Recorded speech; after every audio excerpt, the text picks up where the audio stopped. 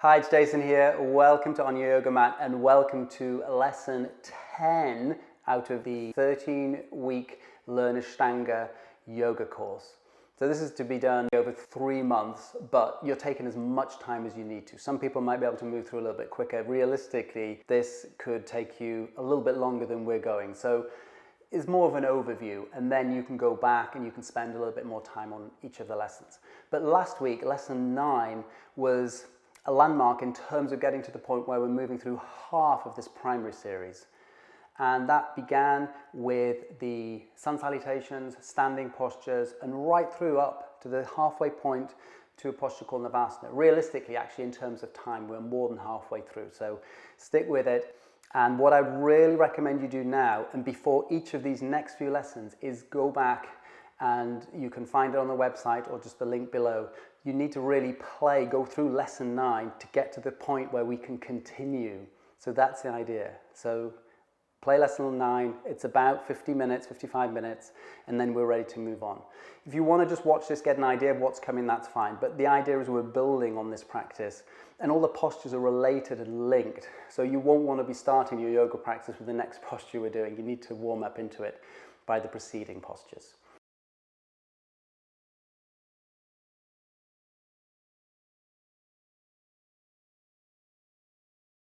So we just finished boat posture, and we were here for the last time. We moved through a vinyasa. If you haven't already done so, you could do that now, because moving through this vinyasa is a little bit different to move us into a posture called Urdhva Dhanurasana. Now these next few postures are quite challenging, so some nice options just to get you going. So hands flat, all the options to use blocks, a little bit of awareness to the abdomen, inhale, push, tilt some weight forward, and whatever it takes to jump, step, hop the feet back, elbows in, press to lower down. Inhale on the tops of the feet, lift the chest, upward facing dog. Exhale, gently pushing back, downward facing dog. Now from this downward facing dog, the idea is to try and walk the feet closer to the hands and then around. So we can bend the knees, just be here, inhale, look up. This is a nice way in, going as far as feels appropriate to walk the feet a little bit further in.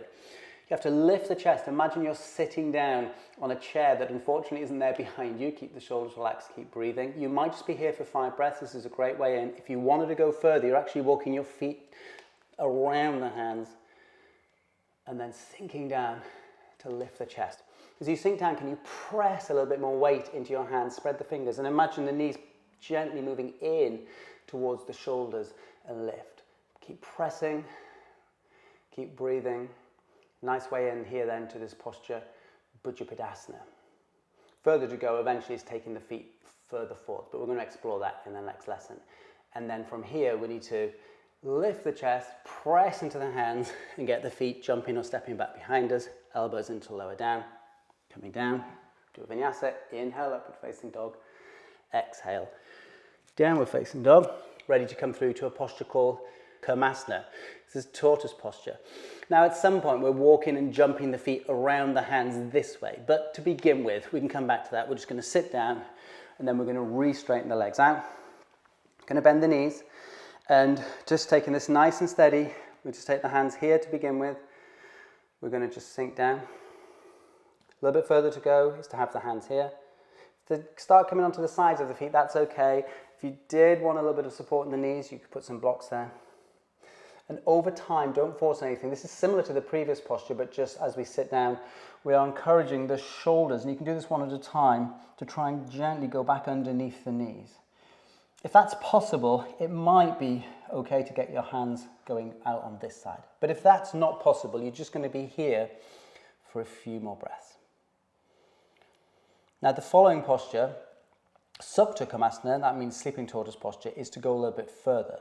But today we're just going to concentrate on this movement. But if you think about what the name is, posture, why that Supta Kurmasana, it's tortoise posture. And you can see from my profile, we're trying to just round down a little bit more. Just let the head hang.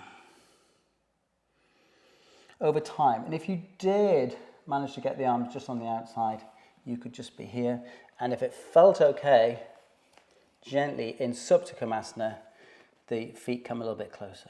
Or you might, if you didn't have the hands through, just be up here. You could even support the knees and just round down. And again, you're going to feel some openness on the hips. Just let the head hang.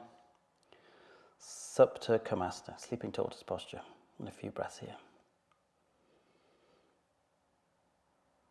And then inhale, coming up. We're taking a vinyasa, we're crossing our ankles, knees to chest, hands are flat, fingers spread, push to tilt a bit of weight forward, and whatever it takes to step, hop, jump the feet back, elbows into lower down. Inhale, upward facing dog. Exhale, downward facing dog. Inhale, the next posture in this series is called Garbha Pindasana. Going to straighten out the legs, and then we're going to recross. Now, this posture is a little bit more challenging, as are some of these postures towards the end of the practice. At some point this is done in lotus, but we're going to explore that a little bit further on in the next few lessons. So for now, all I want you to do is cross your ankles, see if you can reach round and try and be in this nice curled up shape. Now you're going to try and just roll back. Now you might want to just support yourselves as you go back and then see if you can bring the hands back round. And just get used to this motion of rolling on the back. So inhale, try and go forward, exhale back. Just try and feel the spine nice and rounded to stay relaxed. Inhale, roll up, exhale, roll back. And just try that a couple of times, just backwards and forwards. A few more times. Inhale, roll, exhale. Try and keep the knees gently drawn in. And then if you can get a little bit more momentum, inhale, roll up and pause there. So just going to get a little bit of a release to the back from the previous postures. Followed by Kukutasana. Now this again is eventually done in lotus, but a nice way of practicing this is just to be cross-legged. If you want to at any point, just readjust the legs, hands down with the fingers spread. It's for now going to be very similar to the last seated posture we do, where we're just going to press into the mat for 5 breaths and try and keep the knees drawn in as much as we can. Inhale, push. 1, 2, 3, 4, 5. Exhale, release. Good stuff. I'm going to take a vinyasa. Keep the knees bent into the chest like this and ankles crossed if you wish. Inhale, push, whatever it takes. If you're getting tired, just have a breather. Come down onto your knees, elbows in. Inhale on the tops of the feet, lift the chest, roll the shoulders back. Exhale, gently pushing back. Inhale, coming through, sitting down. Key posture in this series is a posture called Baddha Konasana. Going to bring the feet in. Now you might want to use a couple of blocks here. It's a symmetrical posture where we begin by having the sides of the feet fairly close. We can support the knees here on blocks or like this. If it feels okay though over time, we're encouraging the knees just drifting down towards the ground. If it felt okay, you've probably got a little bit of space here without forcing anything. The heels could come in a little bit further. You could have your hands on your ankles. At some point, you're getting the fingers just on the tops of the feet, thumbs here, and as much as we can under the circumstances. And again, remember, you might have support to your knees here. Inhale, lift the chest, look straight up. And then exhale, and even if it's a few degrees, just start taking your chest a little way down towards your feet. Just let the head follow. That's going to take your gaze down to your toes. And just breathe here a few breaths. Try and lengthen as if someone is gently rolling your hips backwards as you inhale, lift, exhale, fold down. Over time, the knees will start drifting down towards the ground. I would just advise you just let gravity do that, or you might get to this point where the elbows can gently assist with that movement. Just make sure you feel this nice space around the hips. Just let the chest follow, gazing softly down to your feet. And breathe in a few breaths here.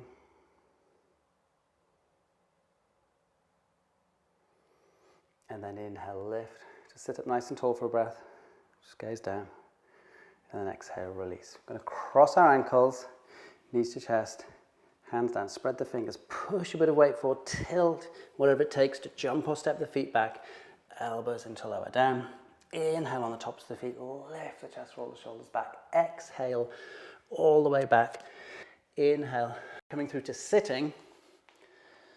We're going to lie back down in a few moments, but before we lie down for this posture called Urdhva Dhanurasana, and it's quite a challenging posture towards the end of the practice, we're just going to make sure our feet are in a position where they're fairly wide. We try and keep them parallel to the edge of the mat. We make sure it feels okay on the knees to walk the hips in. At some point we can get the hips in a little bit further. If that feels too intense on the knees, obviously back off. And just double check, feet parallel, toes spreading into the mat, and we're lying down on our backs. As we lie down, hands by our sides just to begin with, back of the head on the mat, we need to lift the chest a little bit and feel the shoulders almost shrugging towards each other. We want and need the support of the shoulders in this posture. So the back of the head gently on the mat, shoulders rolling towards each other. So if you took 2 fingers from one of your hands and placed them on your neck should be off the ground. So we're ready to do a preparation for Urdhva Dhanurasana. This is essentially a variation on bridge posture. Setu Bandhasana by pressing into the feet, send the hips up towards the ceiling. On this first variation, we're taking our hands to our waist, 4 fingers on the waist, thumbs if we can hook them underneath, gently maneuver the elbows a little bit closer, make sure it feels like you're being supported on your shoulders all the way off the neck and lifting for 5 breaths here.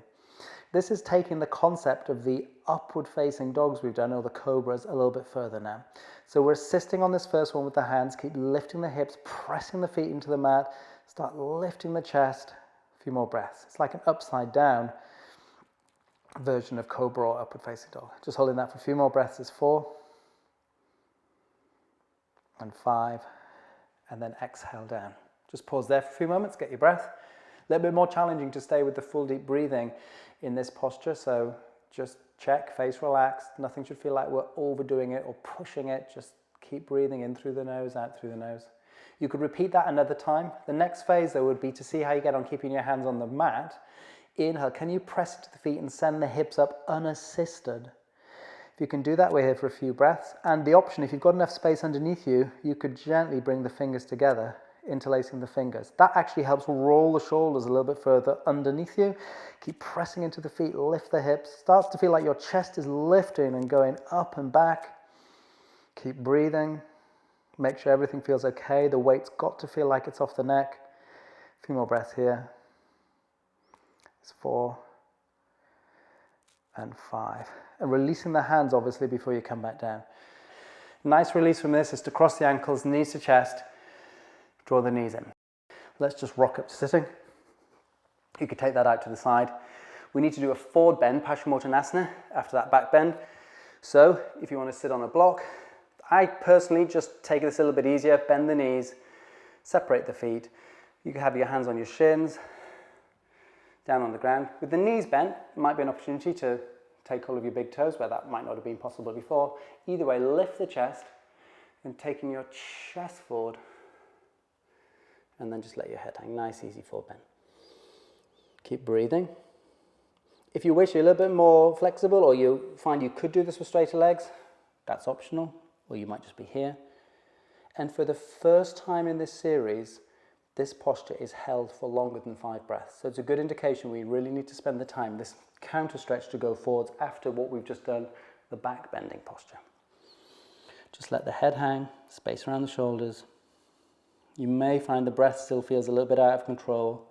Just keep that awareness tuned in. Breathe in through the nose. Breathe out through the nose.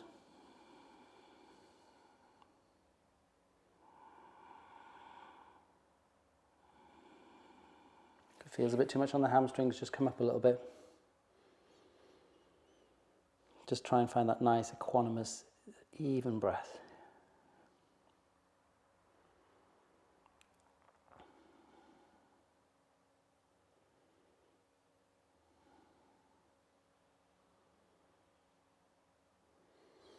And then gently inhale, coming up.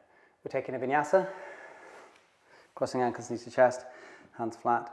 And then we're going to move through the rest of these finishing postures. So press down, tilt some weight forward, inhale, and then exhale, jump or step back, elbows in, inhale. This upward facing dog after Urdhva Dhanurasana and those variations might feel a little bit more open now. Roll the shoulders back, lift the chest, exhale, downward facing dog. Just pause there for a moment. Inhale, jumping or stepping through, and we're going to jump to the end. We're going to do one extra posture at the end of this series. So the last 3 seated postures are done either cross-leg or possibly, and you see at this point how it would feel to explore putting the foot that's underneath sitting cross-leg. Remember, you could still be sitting on a block if you wish to. Gently up here. Now this is completely optional. If it feels too much on the knee, then better just to sit cross-legged a little bit longer. If it feels like you've got a little bit more openness in this hip, which you will have over a period of time doing this yoga practice, and it feels possible to sit like this, then we're going to sit nice and tall. Baddha Padmasana means bound lotus. Incidentally, this is half lotus, and that's optional. We take the hands behind the back, hold the elbows, inhale, lift the chest, and just taking this forward a few degrees. Just try and take your chest down towards the space between your knees. That's the direction. Let the head hang. Keep the neck soft, and breathe a few breaths here. Doesn't want to feel like you're rolling forward, so you don't want to be here and start feeling like you're lifting up. Better to stay grounded and keep breathing. It's actually 10 breaths here. Keep the shoulders nice and relaxed. Smooth breath in. Smooth breath out. A few more moments here. And then inhale. My advice would be, working towards full lotus is to practice half lotus from time to time the other way around. And you might want to switch now. You could start by sitting cross-legged the other way around. Remember, this is a great way in. You might be doing this for a little bit longer, or any issues with your knees. You don't want to go any further than this. It's only if it feels fairly easy just to get this here. This knee wants to just feel relaxed. It doesn't want to be up here and feeling like it's twisting. We're going to switch, but we're doing our next posture. So just from time to time, you can mix this. Remember, back of the hands on the knees, thumb and index finger, remaining 3 fingers pointing down towards the ground. We sit up tall, we look straight ahead, we relax the shoulders and the neck and draw the chin down to look at that space between the knees. Smooth breath in. Smooth breath out. Over time, this will feel a little bit more comfortable to sit on the ground. We're just slightly lifted off on a block for now. Remember, if it's too much to sit half lotus, just sit cross-legged, or just sitting cross-legged down on the ground might be something in itself just to begin with. There's always further to go, so just listen to your body. Even sitting cross-legged this way around might be something, but keep tuned into the breath. Keep sitting up nice and straight. Just gazing down. Breathe in. Breathe out. And then our last posture, Upluti. And again, we might be sitting half lotus. You don't have to do this, just so I'll show you. In full lotus, the hands will be flat and we press and actually everything would lift off the ground. And at this point, more traditionally, it would actually be right side first, then left, as you notice in the Ashtanga practice. But really, to begin with, just practice half lotus or even cross-legged. So half lotus, you might find one of your feet is down on the ground, and you certainly might feel that if you're just sitting cross-legged like this. But remember, fingers spread, inhale, push. 10 breaths is 1, 2, keep pressing down, 3, keep breathing, 4, 5, 6, a couple more breaths, 7. If you've come down, just press again, 8, 9, 10. And you might not feel like it, but let's have a go at doing one more vinyasa. Knees to chest, hands flat, inhale, push, jump or step the feet back, elbows in, inhale on the tops of the feet, lift the chest, roll the shoulders back, exhale, downward facing dog. Inhale for the last time, jumping or stepping through. Feet nice and wide. Lying down for Shavasana. So we know what to do here. Putting on some warm clothes if we wanted to, some socks atop. I'm going to talk a little bit less in this Shavasana during this lesson, just to give you a chance to explore this last posture where we completely relax, let go, closing the eyes.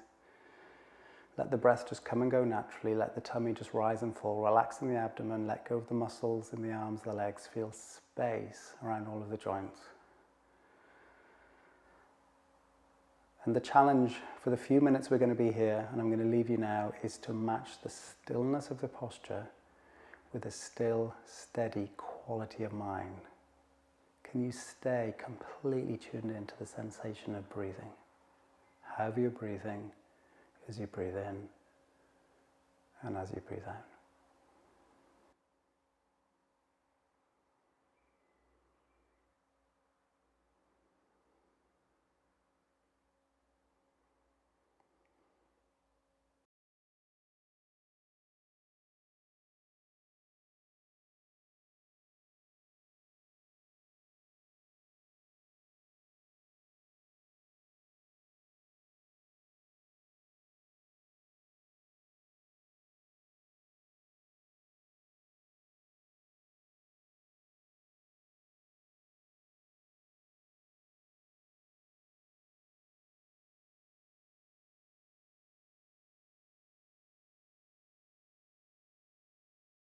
And then gently bringing the feet a little bit closer, lifting the arms up and taking them back, relaxing the shoulders, back of the hands just off the mat behind you, soften the elbows. Just pause there for a moment. As long as you need to be here before you bend your knees. Reaching the fingers around, you can cross the ankles, a little bit of movement to the lower back, moving from side to side, backwards and forwards. And then when you're ready, gently rolling onto your right side. Just pause there in this nice curled up position. As long as you need to again before you gently open up the eyes. Just getting used to your surroundings, supporting, coming up to sitting. Back in the room. End of lesson 10. So we're filling in the blanks now. We've just got a few more postures to go, which we will explore in lesson 11 and 12, and then lesson 13 is the whole thing. So we're nearly there. So my advice, as always, is spend as long as you need to going through. What we're doing now is lesson 9, the recap, getting through, and then adding on the extra postures from lesson 10, and then we'll be ready for lesson 11 whenever you're ready. I will see you here back on your yoga mat. Plenty of resources on the website on yogamat.com, plenty of videos out there on YouTube for you to practice too. See if you can do a little bit every day, and when you're ready, I'll see you back here. Thanks a lot. Have a great day, rest of the week wherever you are. Bye-bye.